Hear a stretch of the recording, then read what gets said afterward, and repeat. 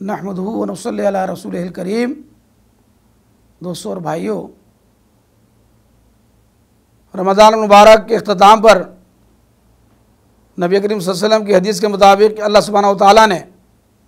ہمیں 2 تہوار عطا فرمائے، وہ خوشیاں عطا فرمائیں، وہ شادمانیاں عطا فرمائیں، اور شادمانیوں میں ایک عید الفطر اور دوسری عید الاضحیٰ۔ اب عید الفطر الحمدللہ قریب ہے، ہمارا مہمان رمضان اب ہم سے جدا ہو رہا ہے اور اب ہم عید الفطر کو گلے لگانے والے ہیں۔ اس رات نبی صلی اللہ علیہ وسلم فرماتے ہیں کہ اس رات فرشتوں میں خوشی کے مارے، جسے ہم چاند رات کہتے ہیں، عید کی چاند رات کہتے ہیں، اس رات فرشتوں میں خوشی کے مارے دھوم مچ جاتی ہے اور اللہ رب العزت ان پر جلوہ فرما ہوتے ہیں اور دریافت کرتا ہے کہ بتاؤ،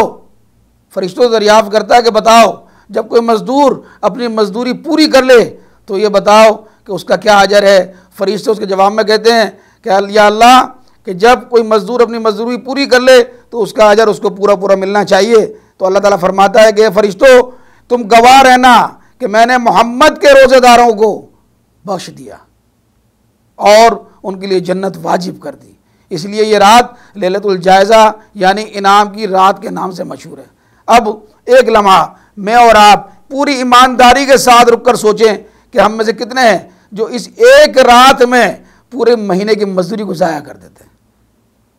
ہم خود دیکھیں کہ اس پورے رمضان میں جو ہمیں تربیت دی گئی ہوتی ہے، ہمیں جو تقوی کی تربیت ملتی ہے، ہمیں جو انفاق کی تربیت ملتی ہے، ہمیں جو صبر کی تربیت ملتی ہے، ہمیں جو برداشت کی تربیت ملتی ہے، ہمیں غرض مختلف تربیتیں ہمیں دی گئیں، مختلف لحاظ سے ہمیں تیار کیا گیا ہے، اور اس کے بعد ہم دیکھتے ہیں کہ ہم ایک رات میں بے لگام گھوڑے کی طرح نکل کر معذرت کے ساتھ ہم جا کر اپنا سب کچھ ضائع کر دیتے ہیں۔ ہم بازاروں کے چکر لگاتے ہیں کہ جس کے لیے اللہ کے نبی صلی اللہ علیہ وسلم نے فرمایا کہ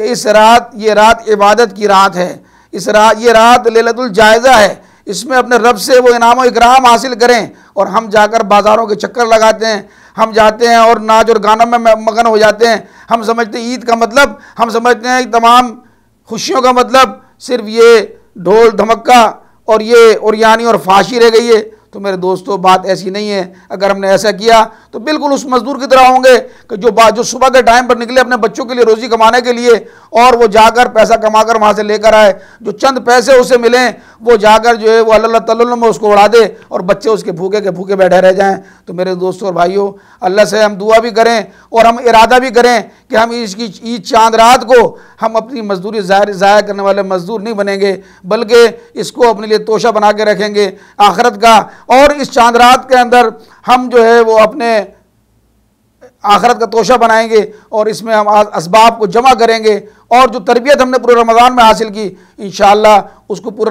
رمضان کے بعد 11 مہینے جو ہے اپنے اوپر لاگو کریں گے۔ اللہ سے دعا ہے کہ اللہ سبحانہ وتعالی ہمیں عمل کی توفیق عطا فرمائے۔ وآخر دعوانا ان الحمدللہ رب العالمین۔